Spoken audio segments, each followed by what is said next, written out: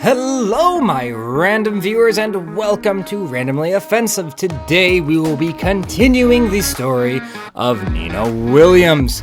Now, when we last left off, Nina had entered the second Iron Fist tournament to kill her target, Kazuha Mishima, and to stop her was Anna Williams. Now, in the first video, I gave Anna Williams a very basic rundown of who she was and her motivations, due to me wanting to spend more time on Nina and really narrow down on what Nina was about. And of course I will do that more as the series goes on, but I have an opportunity in this video to discuss more of the character arc and the character development of Anna Williams. And if you missed the first part of this video, I have it right on top of this video right now.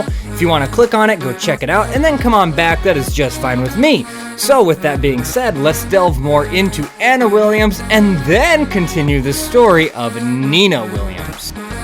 Anna Williams is the younger sister of Nina, and though she is more capable of Nina, and even though that she has a more success rate at assassinations due to her not having as much of a conscience as Nina, she is still not held as a high regard to Nina when it comes to her father, Richard Williams. Richard Williams has always favored Nina, and Nina has always seen her sister as more beautiful, which has always bothered Anna, making Anna more of a jealous sister type, fighting for the affection of Richard. And she has grown somewhat of a hatred for Richard and Nina. However, they are still sisters, they are still blood, and Anna does have a love for Nina. And so, when the second round begins, when she found out that Nina failed to kill Heihachi and used a loophole, she was incredibly upset that she was let go so easily and that Richard Williams just kind of let it slide and tucked it under the rug, because Anna knew that if she would have done something like that, she would have been punished. And so, because of that, the jealousy grew within Anna. However, she understood what Nina was going through. She understood that Nina had more of a conscience and was a little bit softer hearted. And so she started feeding Nina more targets that deserved death, that were just horrible, horrible targets. That way Nina could sleep at night. And of course, this allowed Nina to accomplish her missions more successfully and giving her a higher success rate. And this did aggravate Anna a little bit, because even though she was doing it behind the scenes and no one realized the kindness that she was putting towards Nina, Nina was still gaining favor with Richard. And it was because of Anna's own doing, because she had a soft spot somewhat for Nina, but she was still jealous of Nina. She still was competitive towards Nina. And so not everything she said in the first video was a lie. She did honestly think Nina was not a good assassin, was never meant to be an assassin, and she is there in the second tournament to stop Nina, not only from doing something that she'd regret, but she also wants to prove to Richard Williams that she can kill Kazuha, but Nina cannot.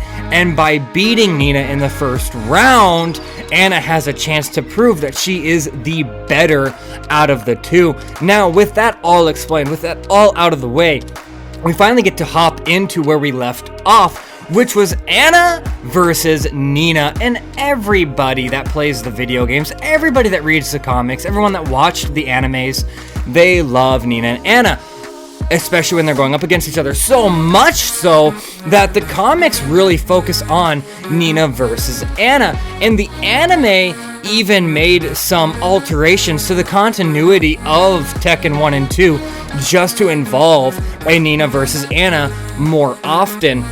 And I did not want to do that, even though it could really get me some good clickbait, and even though it could really up my views, I did not want to do that, because if I tell it in chronological order, and if I stick with the continuity, their stories are so much better, even though there's not as much Nina versus Anna, even though there's not as much as what people love to see. Their stories are amazing, and I feel like it makes their fights even better. So, now let's continue with part 2 of Nina Williams' story. The first round begins in the King of the Iron Fist Tournament 2, and it is Nina versus Anna, and Nina charges in first. So Anna charges in right after meeting in the center of the battleground, and Nina delivers a massive roundhouse that Anna manages to dunk under and dodge. And as Nina spins around, she continues with a lower roundhouse kick, continuing her first roundhouse kick, aiming for the legs of Anna. And Anna jumps in the air sideways, dodging that second kick, and flips her legs around in an airborne roundhouse that Nina this time dunks under and dodges. However, Anna is airborne, so she cannot continue a second roundhouse the way Nina did. Nina catches the legs of Anna and slams her to the ground. Anna then puts her hands above her shoulders, putting her palms flat against the ground, tucks her legs into her chest, and jumps forth out of the ground, propelling herself with her arms, diving and torpedoing with both legs again towards Nina. Nina, not expecting this move, gets struck by this massive attack in the middle of the chest, knocking her into the ground, with Anna standing on top of her with high heels stabbing into her. And so she rolls to the right, knocking Anna down and tripping Anna to the ground. And as they both rise up, they deliver an elbow at the exact same time. Nina delivers a right rounding elbow, while Anna delivers also a right rounding elbow, connecting elbows into each other, hurting both of them like hell, but neither one of them show pain and neither one of them let up, forcing these elbows into an interlocking position. They both thrust each other's elbows forward, nailing each other into the face. They then both wrap their arms around each other directly from the elbow thrust, putting them both into a front headlock. With them both bent over, grasped in headlocks, they are both choking each other. And in order to get out of this, they both roll to the left, rolling across the field, holding each other's necks, and then Anna manages to get her feet onto the ground, forcing Nina up off the ground, and then rolling backwards, smashing Nina's head against the ground. And then she continues rolling backwards, repeatedly smashing Nina's head against the ground, flattening her out, and then doing it again. Anna manages to take both her palms and just delivers a massive blow to the gut of Anna, throwing Anna off of her finally, sending Anna flying and rolling across the ground. As Anna stands up, they begin to stare each other down. Nina is angry because of the words spoken to her in the last video. Anna is angry at Nina. Do not get me wrong. She has been jealous of Nina for quite some time. She has been competing against Nina for quite some time, but she also knows that this fight cannot go to Nina because Nina cannot go down the wrong path. She is Anna's older sister. Anna does not want to see her older sister go down the path that is going to bring her pain. So she gets ready in another position as Nina charges for a second attack. Nina delivers a massive thrusting knee, and Anna manages to block it with a double hand block, connecting her palms together and stopping the knee before it hits her gut, sliding her backwards. And now Nina is throwing a beautiful combination at a very fast pace of punches, kicks, and elbows that Anna is blocking, but she's getting rocked sideways back and forth from the attacks. and she dodges as many as she can, but she has to resort to blocking most of them because Nina is an incredible fighter. She is not as good of an assassin as Anna, but when it comes to hand-to-hand combat, Nina has the superiority. Nina then delivers a roundhouse that connects to the gut of Anna, knocking Anna to the ground. As Nina is about to deliver a upper rising kick to the gut of Anna, Anna stands up very fast, dodging the rising kick, and she smashes a rock that she picked up from the ground while she was down against the skull of Nina. Nina, now with blood dripping from the side of her head, gets rocked down to the ground, and now Anna goes on the offensive, just kicking the crap out of Nina at this point because of Anna's motivations, and we already know what those motivations are and how powerful of a combination that her multiple motivations are, because jealousy, competitiveness, but also a strong love for somebody can make you do some crazy bat shit. So she just starts delivering assassination blows, not combative tournament blows. And so the blows that she are throwing are spearing elbows that are aimed to strike between the rib cages of Nina and also the throat of Nina, while delivering palm strikes to the face and to the skull of Nina that are designed to create fractures. However, Nina is managing to force her body to contort in ways that can absorb Anna's attacks because she had the same training as Anna, and since she's older, she has more experience in these attacks. So, being knowledgeable of what these attacks are, she's capable of dodging them, well, not dodging them, but absorbing them. And now we still have Anna on the offensive, and even though Nina is properly absorbing certain attacks, they're still causing massive damage to Nina because they are designed to kill your target. Anna, though, is not out to kill Nina. She understands that Nina is trained well enough and is educated enough in these attacks that she can properly manage them. However, that is when Anna starts throwing out things that Nina has not learned, because Anna has taught them herself. She has taught herself certain attacks to combat Nina if the time ever comes. And so Nina gets in more of a pro wrestling stance, throwing very powerful punches, and right before the powerful punches connect, she reverts those punches into an assassination open palm strike. Now, if you have ever played as Nina Williams in the Tekken franchise, you will know that Nina's fight set does best when she's on the inside of the opponent. And if you can get on the inside of the opponent and initiate it properly, your opponent, the person you're playing against, stands no chance, and you are guaranteed the victory if you do it right. But Anna is completely different, right? If you've played as Anna Williams, you will know that she does best when she's on the outside. However, that did not take place until Tekken 3. In Tekken 1 and 2, Anna was used as a identical version of Nina. And using the continuity of that, and using the continuity of the comic books, it is safe to say that Anna developed her outside fighting style to combat Nina's inside fighting style.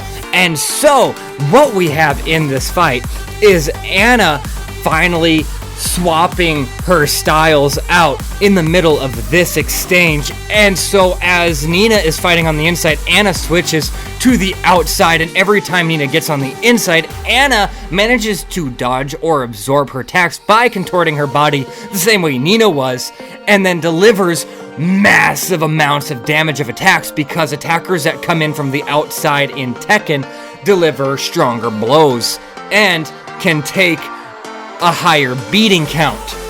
And so, with Anna dodging every strike and blocking every strike that Nina delivers on the inside, Anna gets on the outside and delivers massive roundhouse kicks and massive hook punches that is just bringing Nina down, because Anna's become a powerhouse, and Nina has never gone up against Anna as a powerhouse.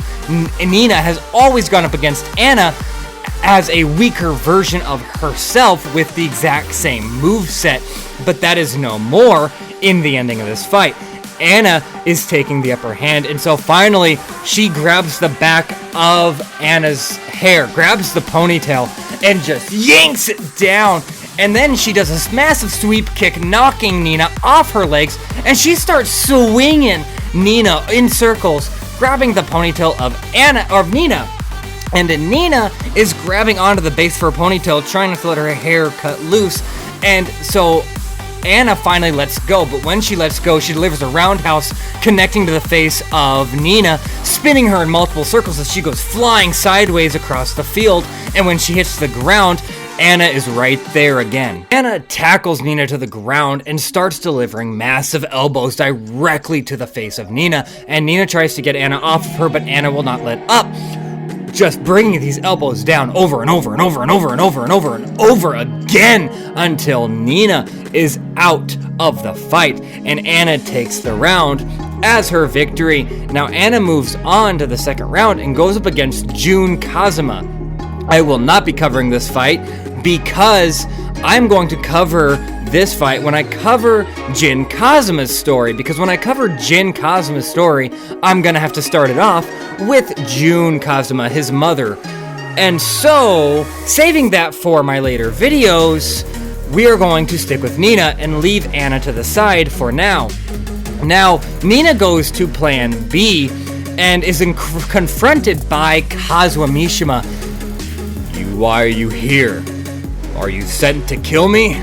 As he says to Nina, for he knows Nina is an assassin, and he saw Nina in the tournament.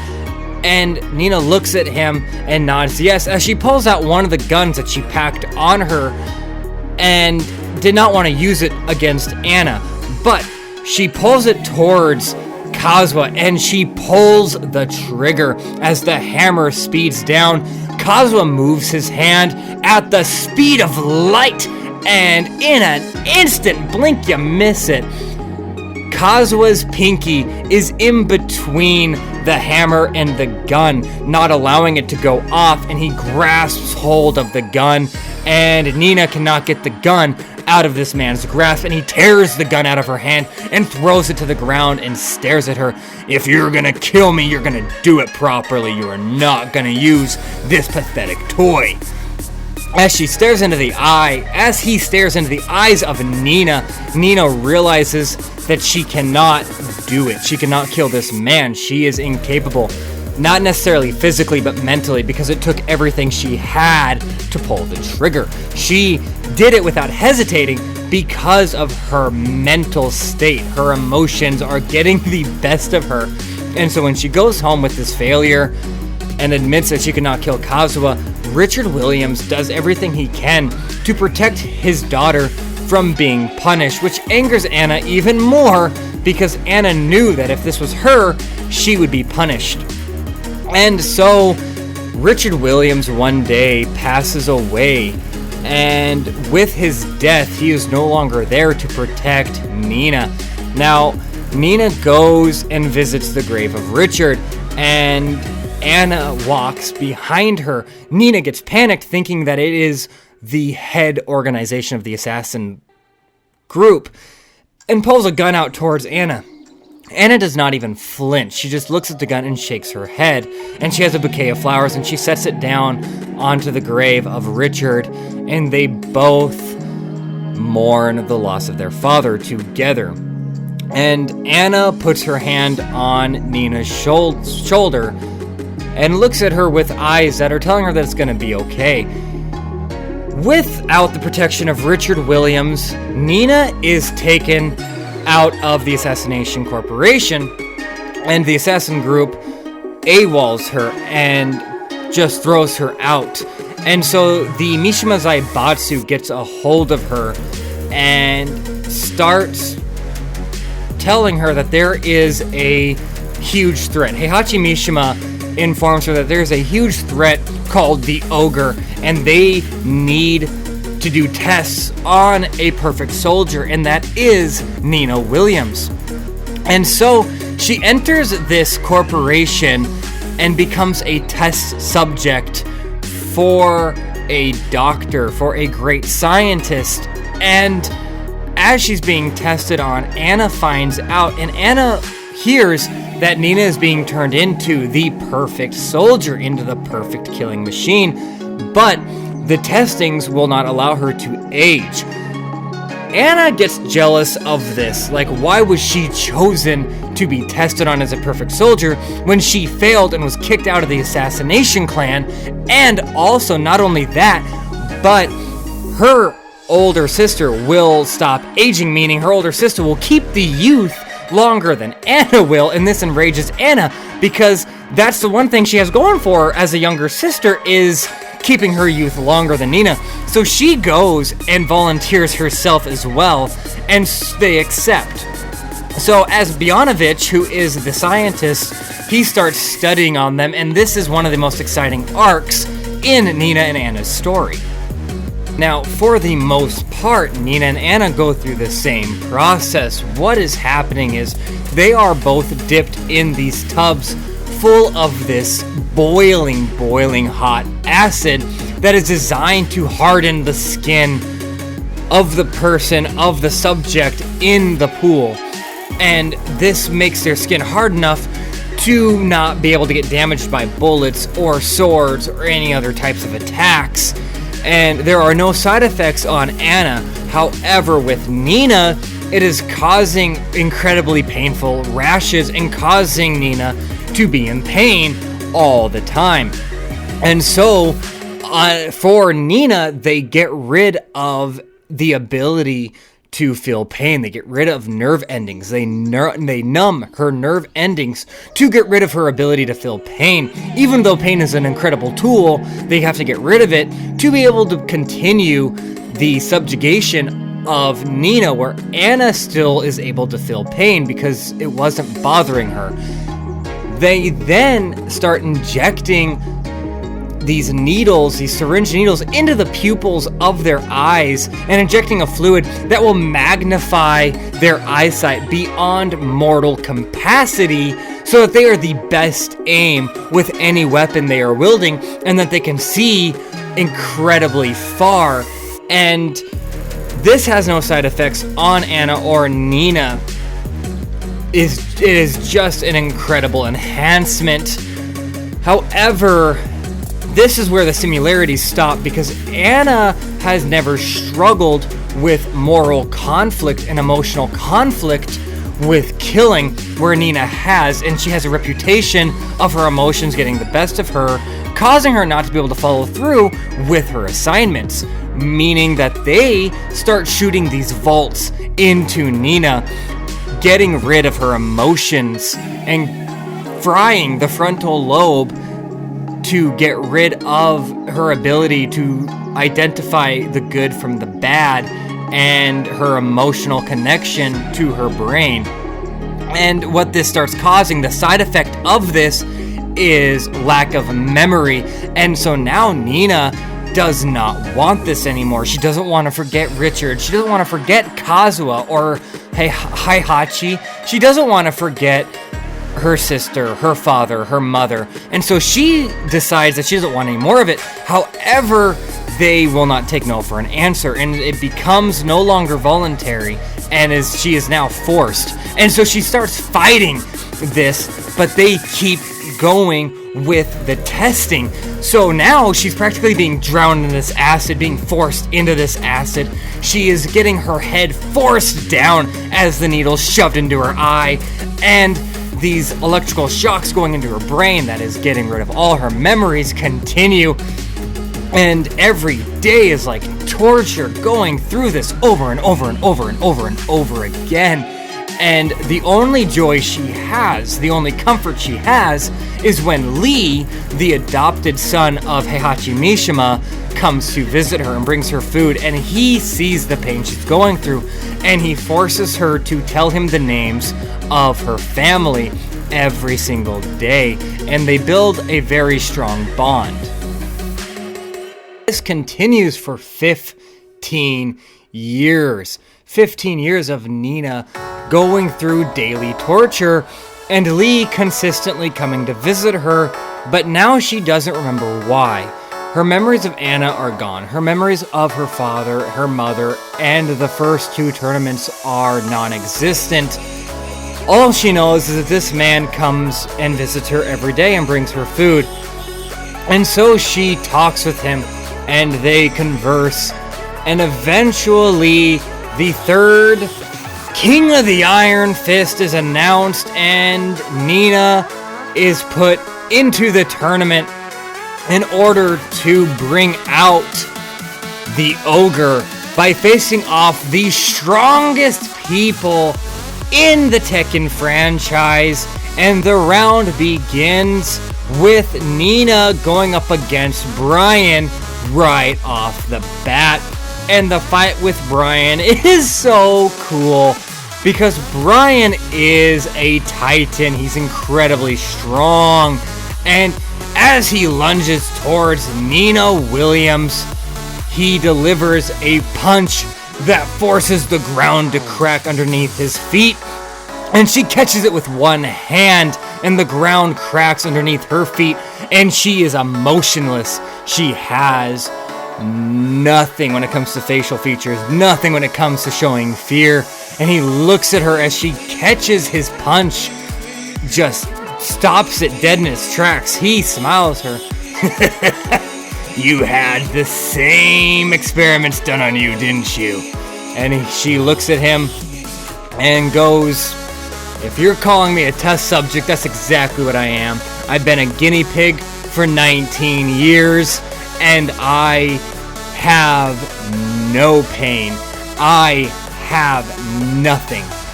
So, are we gonna fight or not? And Bryan looks at her. If you have nothing to lose, neither do I. Let's make the ground shake.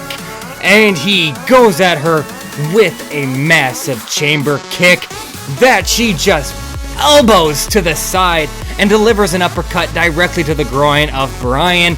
Bryan, too, does not feel any pain, so this doesn't have any effect on him, and he counters with an uppercut connecting to Nina's jaw. But neither one of these guys feel pain, and both these guys have gone through incredible experiments, and Bryan has gone through different types of experiments, but very similar to Nina, which I will cover when I go into Bryan's story.